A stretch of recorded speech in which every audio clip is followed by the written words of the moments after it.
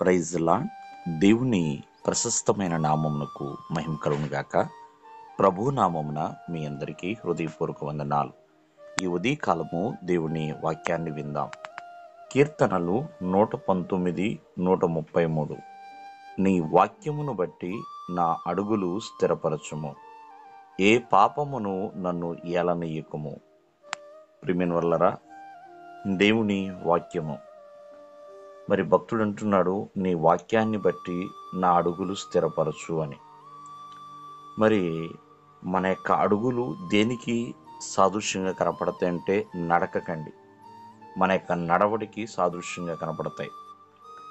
ఎవరైతే మరి నడిచే విధానాన్ని బట్టి చేరుకోవలసిన గమ్యాలు చేరగలుగుతారు. నడక అనేది చాలా చాలా ప్రాముఖ్యమేనండి. మరి కొంతమంది కుడికి కానీ ఎడమికి కానీ త్రుట్టిల్లిపోయే నడకను కలిగి ఉంటారు. మరికొంతమంది ప్రియమైన వాళ్ళరా పడిపోతూ ఉంటారండి. ఎన్నో రకాల బలహీనతలతో పడిపోతూ ఉంటారు.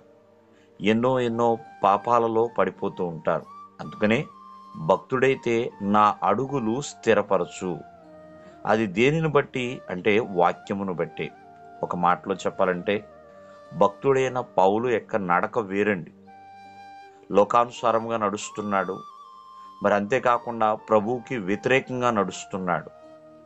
ఎప్పుడైతే దేవుని యొక్క మాట తన చెవిని పడిందో, సౌలా సౌలా అని ఎప్పుడైతే పిలిచాడో, ప్రియమైన వాళ్ళరా, ఆ వాక్యాన్ని బట్టి పౌలు యొక్క అడుగులు మారిపోయినాయి.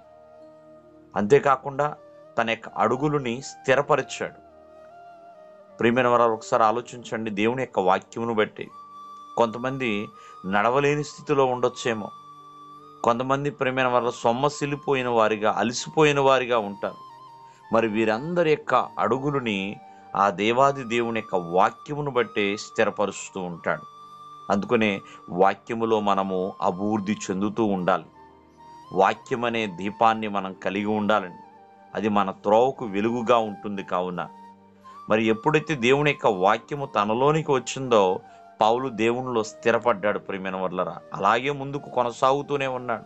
దేవుని స్వరం వినపడినప్పటి నుంచి అలా ఎంతోమంది భక్తులకి దేవుని యొక్క స్వరం వినబడింది.